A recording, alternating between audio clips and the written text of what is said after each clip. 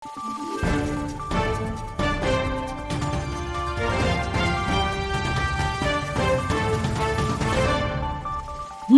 araw, Pilipinas! Ito ang Valiente News hatid sa inyo ng Office of the Vice President. Ngayong taon, libo-libong Pilipino ang natulungan ng mas pinalawak na Medical Assistance Program o ang Top Social Service ng tanggapan ng pangalawang Pangulo para sa mga Pilipino. Si Brian Latasa sa report. Hunyo 2022 nang nanumpa si Inday Sara Duterte bilang ika-15 pangalawang Pangulo ng bansa at kabilang sa kanyang mga naging prioridad ay ang pagpapalawak pa sa Medical Assistance Program o ang Top Social Service ng tanggapan para sa mga Pilipino. Sa buong taon ng 2024, mas nailapit pa sa mga nangangailangan ng mga Pilipino ang mga serbisyo ng tanggapan ng pangalawang Pangulo, lalo na sa mga geographically isolated and disadvantaged areas sa Pilipinas, sa pamamagitan ng 10 satellite offices at extension offices sa buong bansa. Sa Luzon, sa kaligitnaan ng taon, kabilang sa mga natulungan ng tanggapan ng pangalawang Pangulo ng Medical Assistance Program ay ang 104 years old na si Lola Esedra Salvador ng Barangay 85 Zone 7 sa Tondo, Maynila. Si Lola Esedra ay makailang beses nang nahandugan ng libreng gamot ng Office of the Vice President.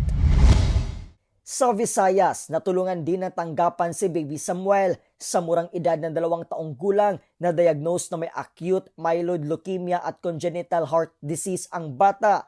Nabigyang lunas ang kalagayan ni Baby Samuel sa tulong ng OVP Panay a Negros Island Satellite Office upang magkaroon ng suction machine. Maliban sa gamot at iba pang serbisyong medikal, tuloy-tuloy din ang pamamahagi ng wheelchair ng Office of the Vice President. Nadagdagan sa taong ito ang libo-libong Pilipino na nakatanggap ng wheelchair sa buong bansa.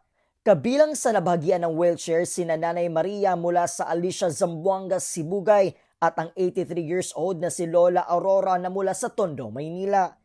Ngayong taon, umabot na sa 125,987 ang kabuang bilang ng mga Pilipinong natulungan ng Medical Assistance Program ng Office of the Vice President sa pamumuno ni Inday Sara Duterte. Higit na mataas ito kung ikukumpara natin noong taong 2023 na nasa 95,756 lamang. Simula 2022 hanggang 2024, aabot na sa mahigit 237,000 ang natulungan ng programa at aasahan pa ang pagdami nito sa mga susunod pang taon.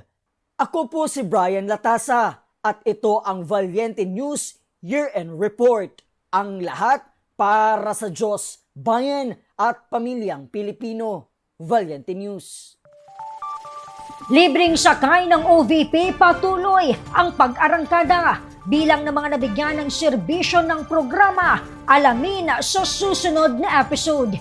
Ako si Claudette Loreto para sa makabuluhan, naninindigan at matapang na mga ulat at impormasyon. Maraming salamat.